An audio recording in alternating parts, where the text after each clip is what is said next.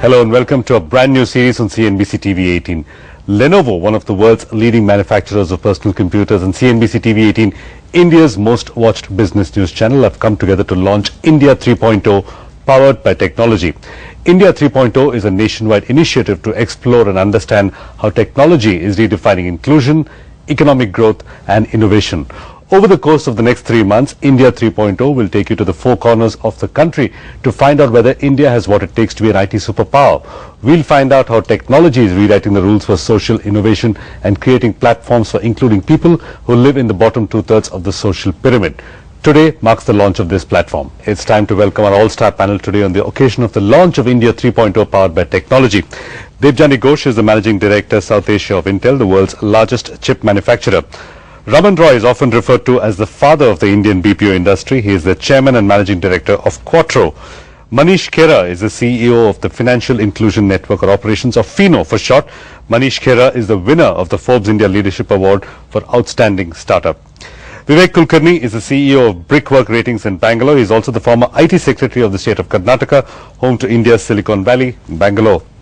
Mr. Amar Babu is the Managing Director of Lenovo India, one of the world's leading manufacturers of personal computers. So let's start with a little history. The Indian IT industry dates back to the 1970s, but it really came into its own only in the early 90s with the boom in outsourcing from North America and Europe. Today, Indian IT and BPO service companies are seen as world-class. We spoke to Som Mittal, President of NASSCOM, for his perspective, and here's what he had to say. I think this is a great initiative that you have taken, and we are very happy to be partnering with you on this. We are clear that technology is going to play a very significant role in the transformation of this country. The fact that we have to reach out to 1.2 billion people. There is a lot happening right now. There are many success stories, but they are largely pilots. And I think we need to take our story out, and we hope that this particular initiative of yours will help us take this story to others who will then emulate what's happening successfully in some places. My first question for Raman Roy. Raman, what will it take to turn the $300 billion industry into a $1 trillion industry? First is a little bit of time, but other than that, I think we've got to get our act together to see that we are more future-driven, we are more futuristic as an industry. We also need to look at what we can do within India. I think that is one of the largest opportunities that is waiting to happen. What will we do for healthcare? What will we do for land reform? What will we do for education? Because the vast majority of our population, those are their needs, and today they are not touched by technology. If we are able to create capabilities that allow them to be able to leverage technology and meet their day-to-day needs, that is going to be a win-win for everybody. Vivek Kulkarni, $100 billion in 2012 and $300 billion in 2020. Is the Indian IT industry thinking too small? No, I think the potential is much, much larger. See, for example, in Facebook, we have 46 million users today. US has 150 million. In less than 3 years, we will overtake US. So in whatever and still it is 15% internet penetration in India. It is just 15%. So we can really include the SMEs, include the more people, and especially in the rural areas, because none of the companies are looking at the local language software at all. They need to do a lot of local language software, whether it is in Kannada, Tamil, or Hindi and so on, so that more people get into it, and then you can think of that $1 trillion. Yes, that's apart from the obvious benefits from global trade, IT is now being seen as a key factor in bringing about inclusion and innovation in India. So let's go to Manish Khera of FINO. Manish, simple question: will IT be the force behind creating an inclusive India if we go into local languages, if we create software and hardware packages that are accessible by the large mass of people? Yeah, I think IT will play a key role, and more than all these benefits that you talk about that IT can bring about, I think transparency is one aspect that IT will bring about in the way a common man engages with the system, whichever way, whether it's for information or it's for financial benefits or whatever. That will be one key change which IT can bring about in the way governance is done or engagement with the common man. Debjani Ghosh, how will your company have to change with this coming boom? If we were to accelerate from 300 billion to 1 trillion, what does that mean for Intel? Well, Intel till now has been the company that provided the silicon for the computer industry. Personal computer is changing. It's evolving to personal computing, where computing will be across various devices. Already is, right? But it's just the start. There's a lot more to come. And I think more and more we are moving towards becoming a company that supplies the intelligence that goes into all things computing. It doesn't matter what shape or what form the device takes. And a lot of focus is on how do you get these devices to talk to each other, because that's going to be critical. How do they work together? How do they talk to each other? Because if we get it right, then the sum total of all the devices to the end user, to the industry, is going to be much more than the device itself. And that's the business model we have to evolve. Right, we're trying to get all these devices to talk to each other, but all the different computer manufacturers can't seem to agree on a single charging standard. We have this plethora of mobile and laptop charging standards. But on a serious note, Mr. Amar Babu, it's been said that the Indian IT industry grew in spite of the government, not because of it. A, is that true? B, can it continue to grow in spite of the government, or so-called in spite of the government? No, I think maybe that's a little too far-fetched to say that the industry grew despite the government. The government has played a role, especially when you start talking about the inclusion, when you talk about IT reaching the masses. I mean, simple things like the railways automation or land records. Mr. Kulkarni has done it in Karnataka. I think they have taken IT in a way that it should be used to the masses, and the government has played a key role. Can the government play a bigger role? Absolutely. I mean, especially when you think about increasing broadband connectivity, I think they have a very ambitious plan of reaching out to many, many villages. Definitely the government can play a big role. Raman Roy, critics of the Indian software industry would say that the revolution was fueled by tax ops and labor arbitrage and not by fundamental innovation. A, is that true? And B, if you say it is true, how can India shake off that tank? No, I think sparked off may be right. That was the catalytic activity that initiated the move. The labor arbitrage played a big role. The quality of the resources that we had in this part of the world compared to resources available in other parts of the world played a big role. So what got initiated as a reaction, can it be taken to the next level? And I see aspects of that happening for the international industry. A lot of the innovation that is happening on the international industry is being incubated here, is being developed here, is being tested here, and then being exported out. What do we need to do to be able to make that happen for India? Where it will touch the bottom of the pyramid, so to speak, where it will make it real. Vivek initiated the work on land reforms. So that is now digitized. But there is need for a lot more to be done. So technology has a big role to play. Healthcare, technology has a big role to play. Vivek Kulkarni, the Indian Railways IRCTC, the electronic voting machine, the UID project, the Karnataka government's Bhumi land scheme which you oversaw, the Gujarat state wide area network. India is full of good examples of good quality e-governance. But still, this is a drop in the ocean. Here we have a situation where the demand exists, the capability to supply it exists, and there is an incredible reason of efficiency and cost effectiveness to supply the service, and yet it doesn't happen. Why doesn't it happen? One level of e-governance has already taken place. But I think for the large companies, today if you see the large companies in India, they are participating in small chota government tenders. I don't think they should be doing that. I would say these large companies should offer the government of India or even all the state governments and complete computerization of the land records, so that something like core logic. So any bank giving a loan, or even when you are offering mortgage-backed securities, etc., these companies will give the information and make money. So first these companies should offer it free. So our IT companies are hesitating to put capital expenditure, and they are only trying to go after small tenders, which is not right. I think that mindset in our companies need to change. Devjani Ghosh, you had a reaction to that. Yeah, if I can add to that. You gave a few examples which are brilliant ones, and there's so many out there. The Sakshat scheme in Baramati, the health workers, then there's the e-agro initiative in Odisha. There's so many brilliant schemes, but they're pockets of success, right, isolated across India.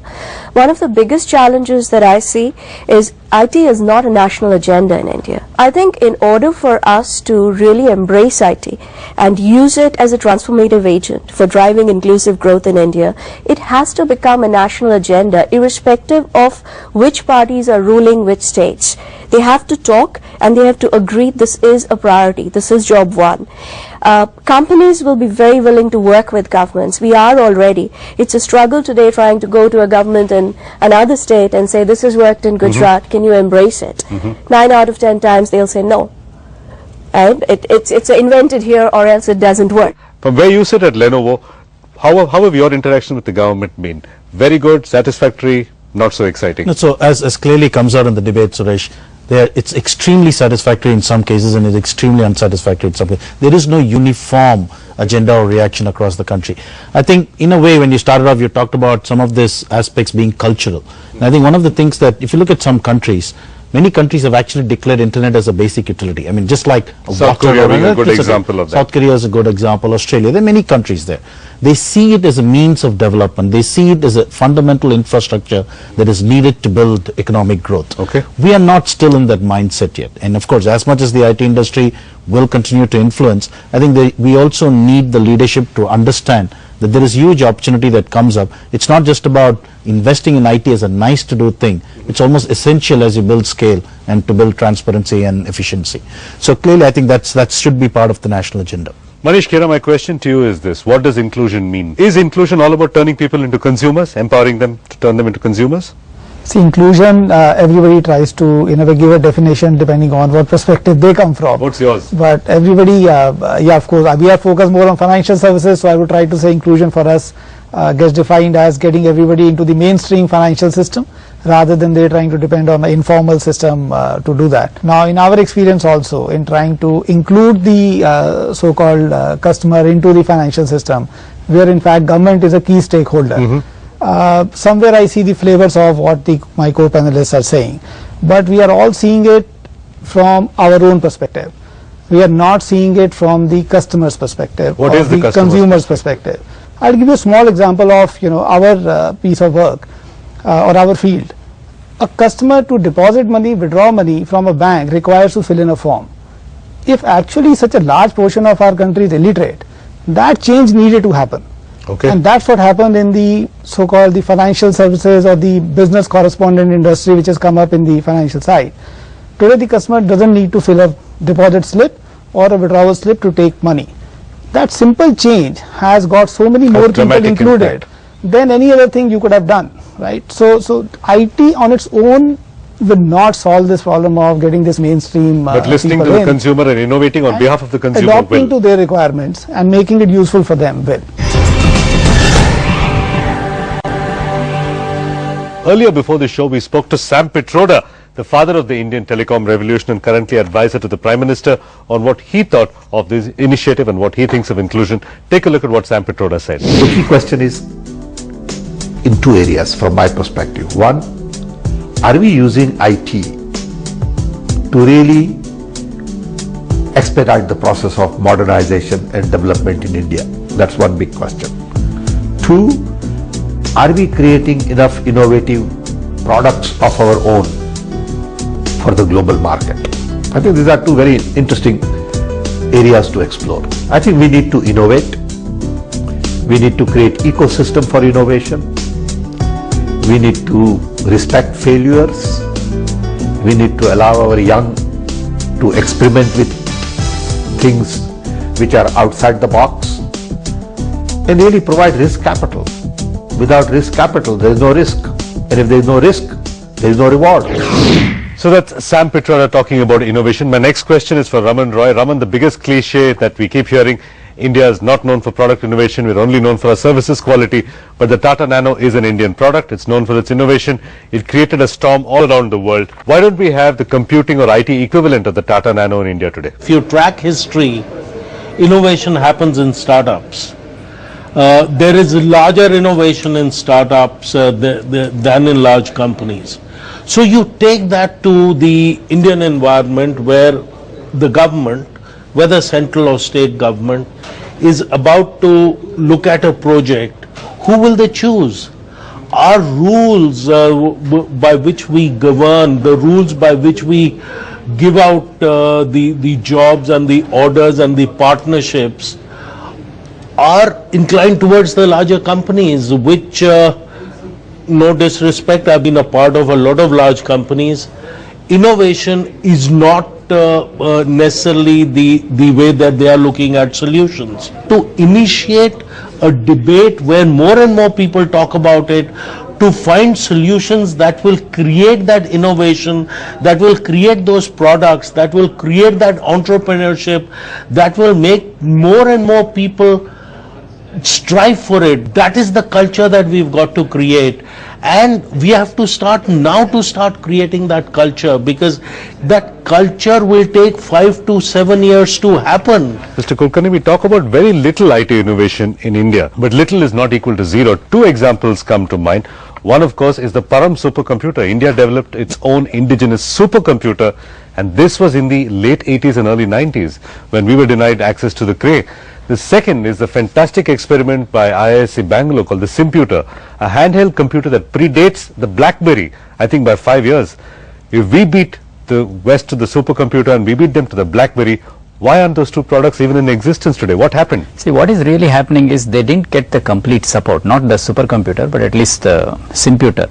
See, the innovation is very much there in India, and I would say India is at one of the highest level. You think of the General Electric's center in Bangalore, you got 3,000 PhDs. There is no center in the world where you can say that you have 3,000 PhDs at all, and that's there in India. The only trouble is we have 106 centers in Bangalore. Most of the advantage is taken by the foreign companies and not our Indian companies, nor the government. Our Indian companies hesitate to spend, or maybe have a lot of cash. It's not the question of cash. They can use the cash to acquire these small companies, or come up with the products. That's not happening. But otherwise, when it comes to manufacturing, may be happening in China, but the same products are getting designed in India.